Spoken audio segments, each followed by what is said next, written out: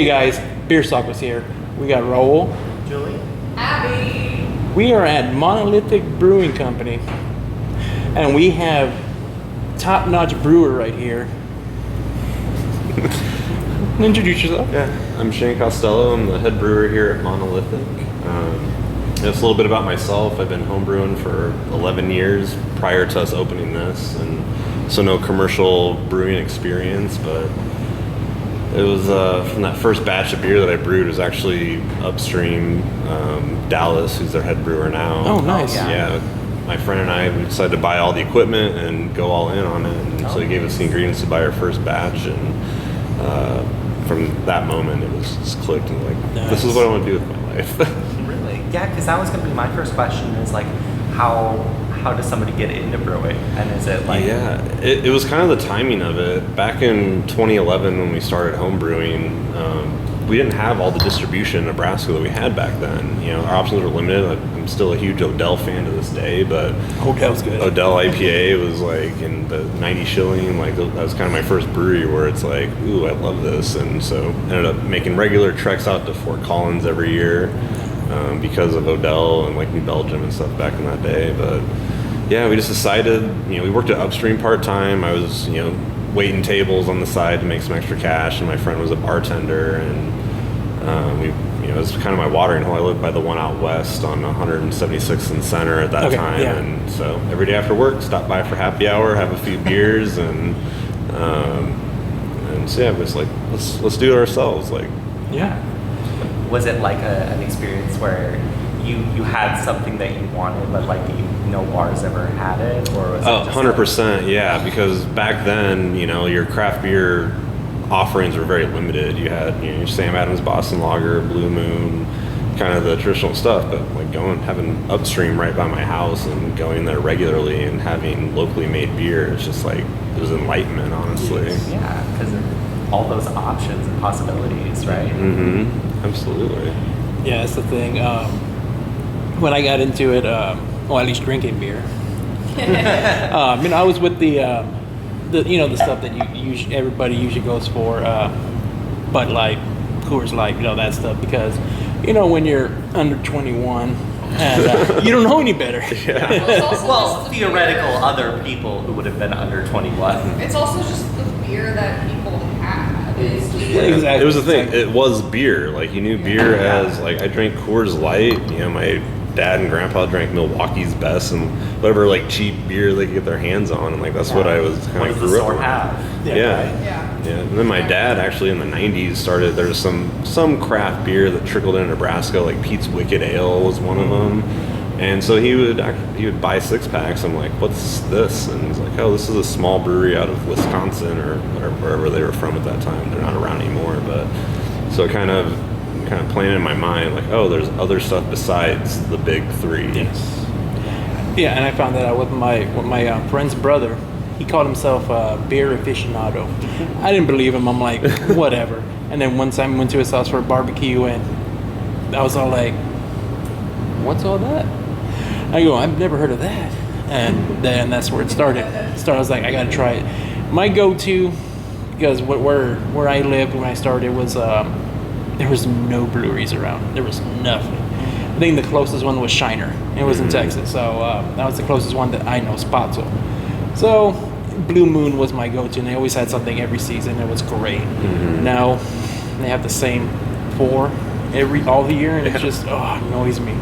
But I don't have to worry about it because we have all the other breweries around town. Yeah. So I don't even have to worry about it. There's so many. Yeah. It's great. Awesome. Yeah. It's fantastic. Like, cause we hatched this plan, I guess at this point 5 years ago, and so many breweries opened since then. But you had Infusion, Lucky Bucket. Like, shout out to Lucky Bucket, honestly, because when that place opened, I lived on that side of town. And I was down there all the time. So I was, like being at Upstream when Zach was there, and then going down to Lucky Bucket. And so I did the tour probably 20 times there. That sounds about right. In about like 2 years. I've never seen this before. No, Maybe through- no, I just keep buying it. Like, just want to go back, have some beers, like, from the back taps and stuff. And that's what I did. I bought a bunch because they had it on Groupon, so I just bunch on Groupon. Yeah, I was Groupon. Like, Yeah, we were literally. I was all like, "Oh, you get a tour for 2. All right, I'll find somebody. If not, I'm like, oh, they're coming. I'll take the beers myself." And for our spotlight for it, that's why it was all like, yeah, with this and that, all the times on the tour. That's all like, yeah. So what was like the first like hit for Monolithic? Like as far as your styles or as actual like beers go? So definitely the hazy IPAs. That was my personal passion project as a home brewer. A friend of mine randomly gave me some cans of Trillium's IPA out of Boston. I know that They're one. considered, one of the early players in the New England IPA game. And I'd never heard of a hazy IPA, didn't know what it was, but he just dropped 5 different cans of their beers. Like, here, try these. Let me know what you think. Yeah. Okay, great. Get home from work, crack one open, pour it out, look at it, and like, interesting. There's a lot in there. Yeah, and started drinking it, and I was literally like, what the hell is this? Like, it's a completely different IPA than anything I'd ever experienced. Like the expression of the hop flavor, all the fruity, juicy characteristics that came out of it, and it blew my mind. And I proceeded to drink all 5 cans in a row that night, just like. Sometimes you have to. Dangerous. Yeah, like I couldn't stop. I'm like, it was just such an epiphany, and I'm like, this is the future of IPA. Like this, Nice. like I think it's something really cool and different.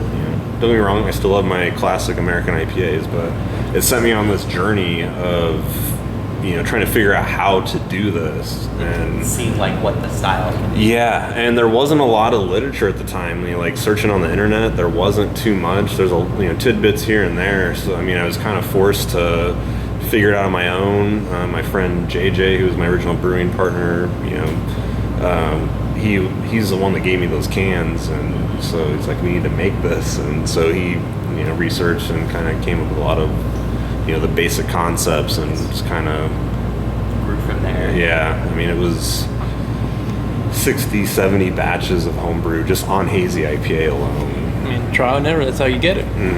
So is IPAs your favorite to brew, or do you have a different kind that you like to So it's kind of funny. So it's a loaded question. Home brewing, like the early days, I love brewing IPA, like the smell of the hops and all that stuff.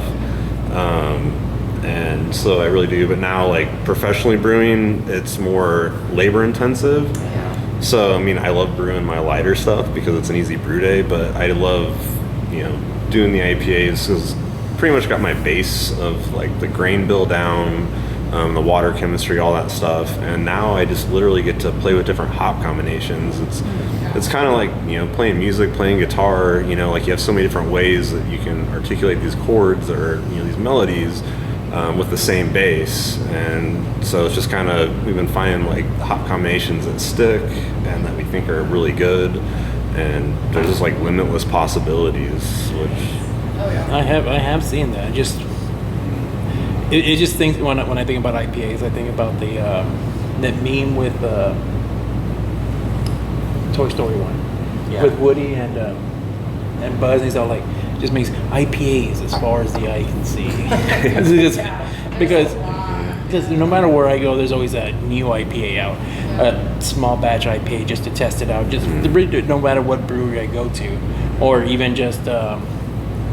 Read about it on just faraway breweries websites. Oh, we got this new IPA, or I get a newsletter. IPAs.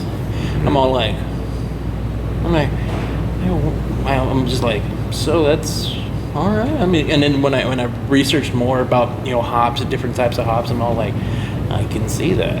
I go, you can use the same hops throughout that, but just the amounts of each hop you use and everything, it would definitely just change it. When if you you do a double dry hop or something else, or it just, and it's the same amount. It's just you still can have so many types of IPAs with just 1 or 2 different types of hops. Or heck, I think we had one that was like 4 or 5 hops in there. I can't remember. It was y'all hated it, but I loved it. Well, I probably hated it then. I'm glad I finally acquired the hop I was gonna say your I palate evolved now. It took time. It's developed, and I finally understand that there is actually a lot of good flavor to a hop. I guess then, like, what about like a hazy IPA really set it apart for you? I think it was the mild bitterness. It was like the balance of it. So the fact that you get that punch of hop flavor and a little bit of bitterness up front, but then it finishes super clean and smooth. Okay. Like that's what blew me away. The classic IPAs, especially at that time, more IBUs, the better, and you just had that lingering bitterness that wrecked your Yes. palate, which, I mean, don't get me wrong, I still will get down on that from time to time, Oh, you know? yeah. But as far as from, like, just the ability to drink multiple and, just have those different expressions of flavors, it's similar to wine in a way, like, because hops and wine grapes are very similar. Every crop year is different. The, weather around it and the amount of rain that it gets, all that different things are going to determine the flavors in those hops. So they're different from year to year. Yeah. And so to make the same IPA over and over and over again with a small amount of hops is difficult because the crops are so different from year to year. But then if you add a bunch of hops into the cocktail and it kind of balances it out. Like Odell Ipa is a good example. They do 9 different hops in that beer, and they do that on purpose because crop year, like they can keep the ratios to where it's this, pretty close to the same. Yeah, and so on the hazy IPAs, it's so difficult to do that, and especially on our level. So with hops, Yakima Valley, Washington is the best region. It's the Napa Valley of hops. Oh, okay. Oh, Nice. Just like the climate. Yeah, the climate, the soil, I mean, everything about it's perfect for growing hops. And at the same time, year to year it's different. Like mosaic hops is a good example. Like I love mosaic hops. We use them a lot here. But big breweries get to go out and pick the cream of the crop every year. They go out there, they smell them, they get to be a part of it, and they buy a bunch of hops. A small brewery like us, we're left with the scraps essentially.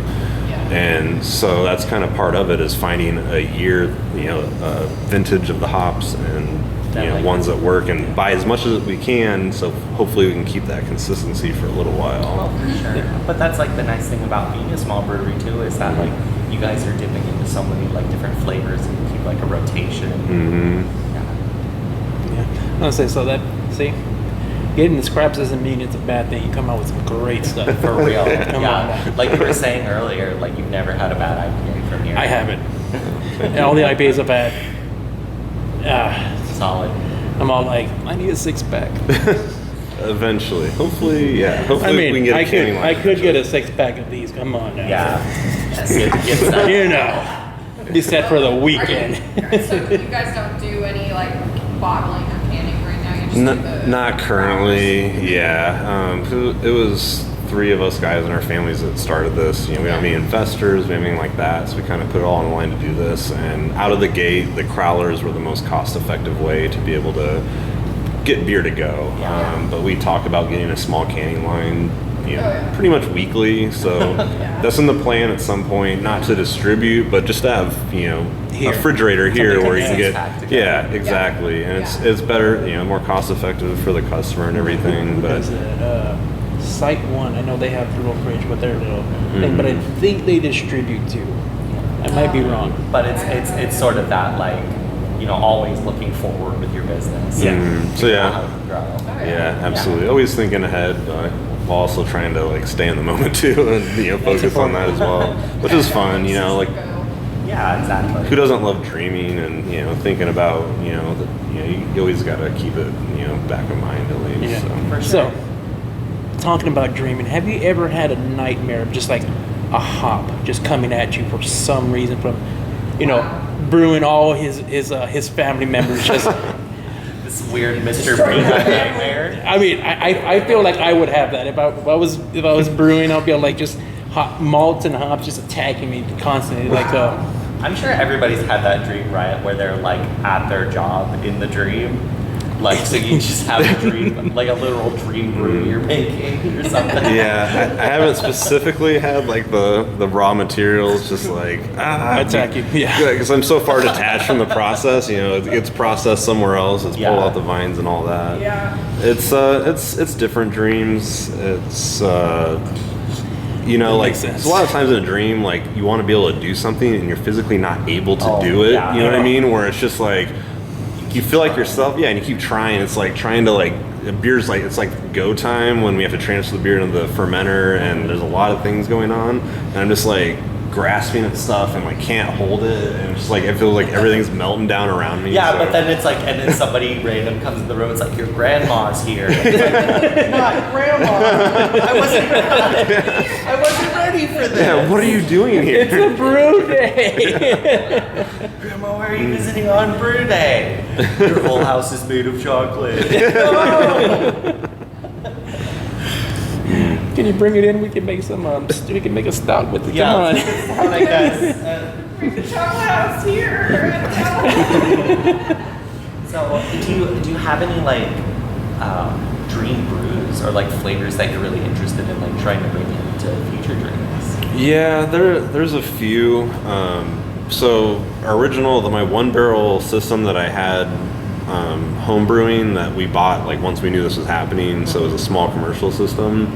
It's sitting next door collecting dust right now. Okay. We were hoping to be able to get 1-barrel fermenters by now, but we're kind of have to wait that out. So that's kind of where I'm at right now. I'd love to get those 1-barrel fermenters in here, just a couple of them, so that way I can start experimenting with some different stuff. I mean, so we have Abelardo's next door over here, and so when we were down here, we were down here painting, you know, before we opened, you know, working on stuff, and it's literally right there, and they have delicious horchata. And so Derek, one of our other co-owners, was like, how about we do a horchata beer? And like instantly my gears got going. But dealing with those different like flavors, it's like trying to just do a 3.5 barrel batch of it and wing it. I can't do it. You know, it's like I have to be sure. I don't want to, you know, just half-ass something. I want to make sure that I know it's going to work. Yeah. And so that's why I want to get that 1-barrel system to do different small batch stuff like that, to workshop stuff. Sure. Because like you don't make a huge batch and then all of a sudden you're like, oh, I hate this. Or something I mean, Yes. if you get a good horchata beer, I mean, no matter what style it is, I'm getting a 6-pack of growlers. That's what I'm saying. I feel like it would make a good, maybe a stout. I've had this stout. I've had it a cream ale. Yeah, so we talked about doing it. Like that was my first instinct, because the brewer's like, cream ale seems the obvious choice.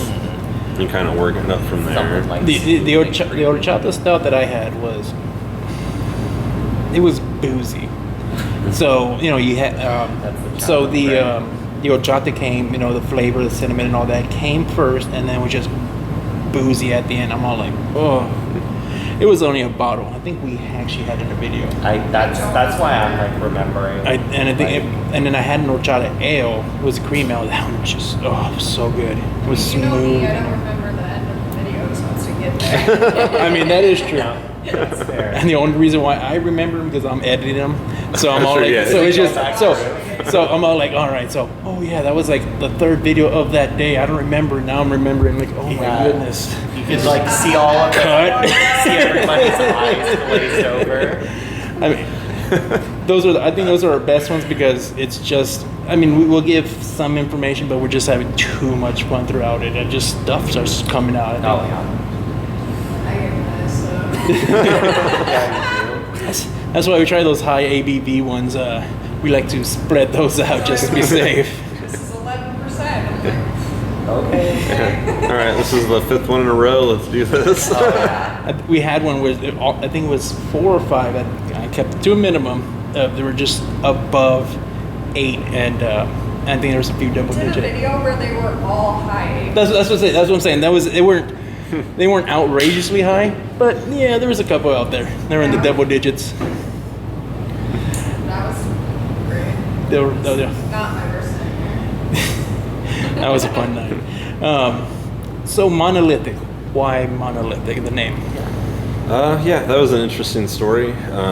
So yeah, once this was happening, we started writing down names in notebooks, all 3 of us, everything that we liked, and then we cross-checked them against breweries or beer names from big breweries that could sue us. Oh yeah.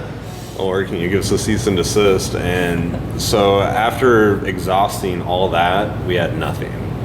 Like, all the good names that we really liked were taken, and so we really had to kind of go back to the drawing board. And the few ones that we each came up with, we couldn't get agreement on them, and we kind of just were at an impasse. And I think like 4 months later, Derek was watching a Space Odyssey 2001, and there's a scene with the monkeys and the monolith, and he just texts us out of the blue, what about Monolithic Brewing?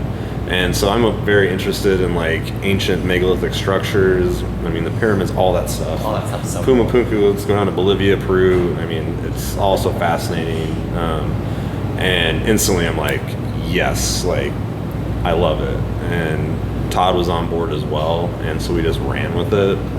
And thought it was kind of an oxymoron, because, you know, Monolithic, you think about this giant thing, but we're a small brewery. But it's just kind of, I think it speaks to probably our passion in the business. Yeah. And, you know, like, we have this giant passion for this, even though we're a small nano brewery that doesn't distribute. And flavor. Flavor, Yes. yeah. The flavor stands out. Something It's out of monolithic. Yeah. This one is. I like anything that I love monoliths. So I love it. Yeah. There's like this little tiny, I call it a monolith, and it's probably not, that I drive past all the time. It's over off Lake L Street, and it's like in front of a car shop, so I think I understand why it's there, but it's just like mirrors, and it looks like a weird monolith, and it's the tiniest, it's probably like as tall as me, and I'm just like, that's my monolith. Oh yeah. Yeah. It works. It'll work. There's little monoliths Nah. around. Well, it was great for us too. Like, after we opened, that's when all the monoliths started appearing. Like, out in, like, the Western United That's States. nice. You're getting that SEO. Yeah, and like, so of course we like photoshopped a monolith in front of the building for like a social media picture. This is crazy. Yeah, the monolith that was in Utah is now spotted in Omaha, Nebraska. So it's like, that's what great. perfect timing for this. That's great. No, that's really cool. And like, I just love the mystery associated with stuff like that. That stuff's really cool. Yeah, it speaks near and dear to my heart. You know, there's so much about our ancient history that we're completely unaware of in It's like- society. But the thing that like freaks me out the most is thinking like, what if there's a society so old that we like cannot find anything about it, and like maybe it's out there somewhere. That just Oh, blows my there's mind. probably a bunch. So what I'm trying to say is you should probably theme your restaurant or theme the bar around like make it like it's rainforest cafe. Wow. Just kidding. No, we definitely talked about that. Yeah, if I had everything that I wished, Just like all the like constructed plaster ruins inside. That would be it pretty would sick. be really cool and Y'all be very expensive to Yeah. build. Yes. I have to commission some sort of monolith. Put a At some point, we talked about it. Throw it outside in the patio. put Yeah. an obelisk out on the patio. Yeah. Yeah, no, we talked- Away from the view, of course. Yeah, we talked about one out there, one out here. My cousin John, he's been a stage manager for many years, does set production. He worked for Cirque du Soleil out in Vegas for a long time. And so he's very talented at making stuff like that. And, you know, with 2020 when we were building, he came back home and stayed here during the lockdown period. And so he popped out and talked about all those, literally those ideas. What if we had like some kind of like obelisk out there, like there's a water fountain, and like what if we did a monolith out front? It's like all these ideas that were so much fun, but the reality of it was Like there's cost to that. it was like, yeah. So these are like maybe a few years down the road. yeah, dreaming about the future. Yeah, right? so they're still You here. have the plans. You're ready to go when it's time. Mhm. There You gotta go. keep Yeah, like a go dream at it. notebook of Yeah. like my favorite brewery would have this, and this. But at least we had a plant life now. Oh yeah. Yeah. Here. Very nice. We're gonna keep. See that fern right there, straight Rainforest Cafe, straight Right. up. Yeah, a customer actually gave that to us. Like, yeah, we have this fern that we just, if winter's coming and we can't bring it inside. Like, yep, bring it down. We'll take it. Awesome. Yeah, well, I have an ivy that just, it's ridiculous. She just doesn't want to. It just keeps growing. Well, it's supposed to, of course. Yeah. But yeah, just all like, I was thinking I want to hang it like at the highest point of my house just to let it grow. Then I started thinking, how am I gonna get up there to water it? I was like, you know what? Never mind. We'll let it be where it's at. Anything else? future plans, like any, beers that might be coming out soon? Yeah, so we have a few that are coming out. Our Moo Point Milk Stout, bringing that back after a year. That'll be dropping. It should be next week. The 120th Street is not open, and we're open Wednesdays beer is coming. So we're planning, 120th Street is supposed to open on Monday next week. And once that's official, we're hoping to open on Wednesdays as well. So permanently it will be Wednesday through Sunday. And so I have a hazy IPA in the tank. It's called 120th Street is open, and we're open Wednesdays. Just to advertise it. We thought it'd be fun to do a stupid long beer name and just roll with it. What did you drink this weekend? Here. You'd be like, wait, okay. I was like, I go, what's open again on Wednesdays? We're open again on Wednesdays. We're open on Wednesday. Ooh, that's the name of the beer. We are. Yeah. And 120th. That we've taken our Chupacabra Mexican style lager. We're gonna start doing fruited versions of that, Yes, which I tried it. we've been Very sampling good. here. It was delicious. I haven't. Yeah, I've been having something better, I believe. Yes. At least for this time of year. Yeah, and that's another future beer. So the Chupacabra, the prickly pear Chupacabra, we're not 100% certain. Last year we did Fish Fry Fridays for I remember that. So yeah, come on in if you want to eat some fish today. We got it. So we might time it with that. We're not 100% certain yet, but that's kind of the plan at the moment. We have the peanut butter cookie Russian Imperial Stout. We did that one for the Extreme Beer Fest. It's coming up at the end of February, on February 26th. So you're saying I'm gonna be able to have this again? Yes. Hopefully. So I have kegs of this. So yeah, we're bringing a 6-barrel to the Beer Fest, and then that week we're gonna tap this here as well. So that'll be on tap for a little bit. So, in other words, that means I'm going to go drink it at the beer fest and then come back and get a growler. Absolutely. Yeah, 100%. I mean that's what he's saying I have to do. Yeah, and you can share that crawler with some friends, or you can have it for yourself on Saturday night. You just He'll want drink it to, himself. yeah, might as well, right? I'm the taster kind anyway, so You never know, might be part of a future video. yeah. I'm gonna have to get 2. If we do Crowlers Part 2. Oh, that's It's just. used for you to get 2 and then drink it. I mean, that's what it is. Okay. Exactly, that's what it is. He'll be like, it's for video. Oh, and then I'm gonna drink it tonight. No, give me 2. So right It's gonna go now, bad soon. I gotta drink it now. what's your favorite to drink actually? Is it still IPAs or? I still love my IPAs.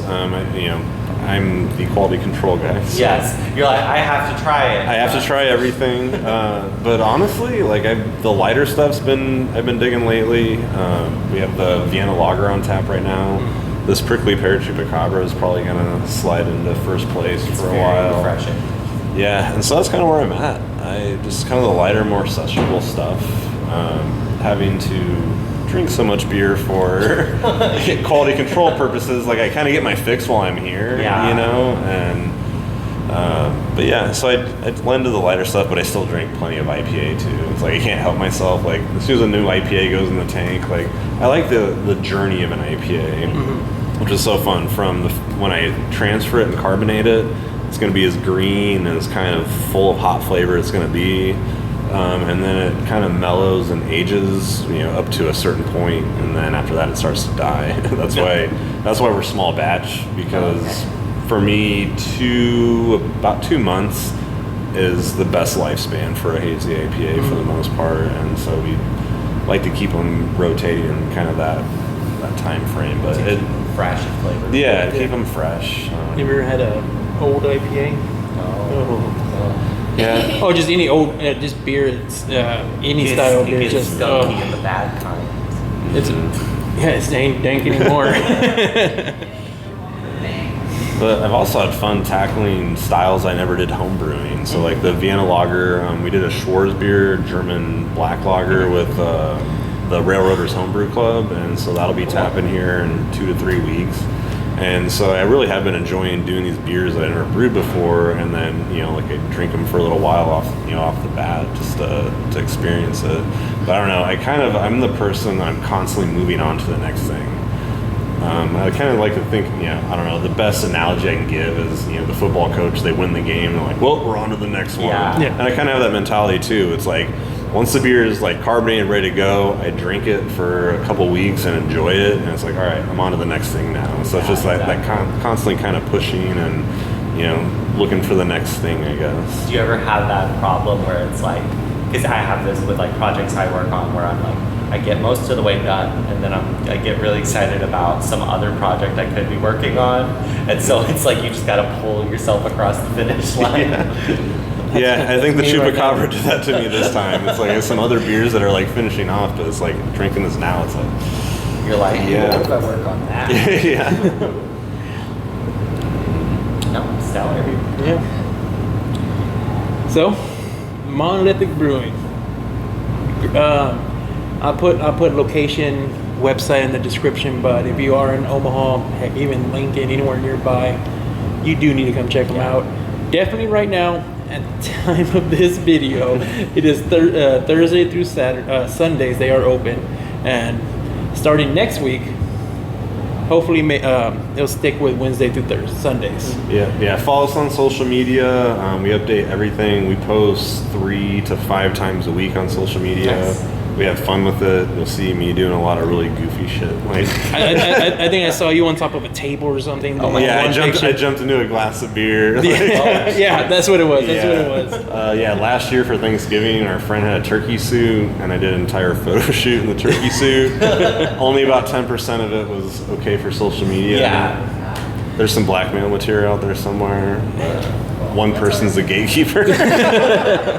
But no, we have fun with it. No, that's nice. That's We cool. we take we take the beer seriously, we take our business seriously, but we don't take ourselves seriously. Yeah. It's like, this is supposed to be fun. Like, we want to build a fun local happy place. atmosphere. Yeah, like a good place for everybody to come and drink and, experience new things. And Every time I've been here, it's just, you walk in, be all like, the bartenders are always attentive. Like, I walked in, all of them yelled at me saying hi. I'm all like, hi. yeah, I'm here. I need a beer. Yeah. I'm here for the Surprise me. So it's great. Like I said, we'll put all the link to all the social media that I could find. I'll find them all. Don't worry about it. I'll put them all in the description with everything. Stalker, he'll find it. yeah. This is a beer stalker. The head honcho beer stock. Trust me, I've been out here after hours just looking in. Y'all like, anybody in there? No? Okay. Walk away. Done that to all the breweries. Haven't got a restraining order yet, thank God. But Try not to break it. no, I would never do that. But For legal reasons, this is a joke. But yeah, really great time coming here, just talking about, Monolithic, what you have coming, about the beers. Really enjoyed this stout. That stout's great. Yeah, I and my ghost. No, and I think you got something going on with the fruited chupacabras. Because first off, I love the chupacabra because I love cryptids. Yeah. But like, I also What's love the Instagram? my Instagram. Yes. I mean- Chalupacabra. so like There goes it right there. I So think- Lupacabra, you'll be getting a follow.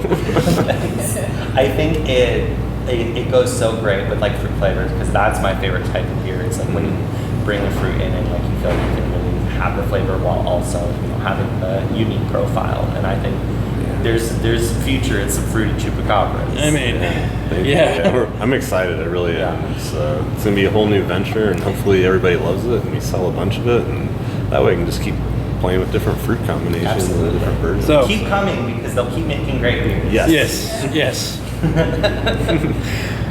But yeah, we had a great time coming here, just enjoying it, especially just being out here. The time of the year, I mean, if it was more in the springtime, summertime, the view in the patio, you do need to come and see it. They have a nice little lake behind here with a whatever river part of Lake. Who knows what it is? Whatever it is. There's fountains. It's beautiful. Yes, come back in the spring and the summer. The patio is fantastic. It Yeah, is. but right now, I'd say this is a good place to come and like Right now, warm up stay with a stout. inside. Yes. Yeah. Come in, stay inside, enjoy it. Yeah, drink a stout and then feel real warm. Yes. Yep. If you I don't see even- me here, make sure you say hi. Yes.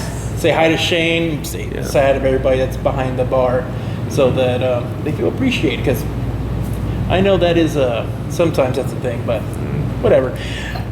As always, thanks for watching. We do appreciate you. Follow our social medias, be in the description below. Make sure to follow Monolithic and their social medias. That'll be in the description below. They said they post often, so always keep an eye out, because I know you do have food stuff that comes by every so often. So Yeah, and tomorrow's Thursday. Tomorrow's National Cheese Day. And so we have a couple different new items that are coming out for that. And we made our own homemade Havarti Velveeta with our Hefeweizen. Oh. It just like melts off of the burger. That sounds so Yeah. good. you heard it first here. Be sure to come. Cheese Day.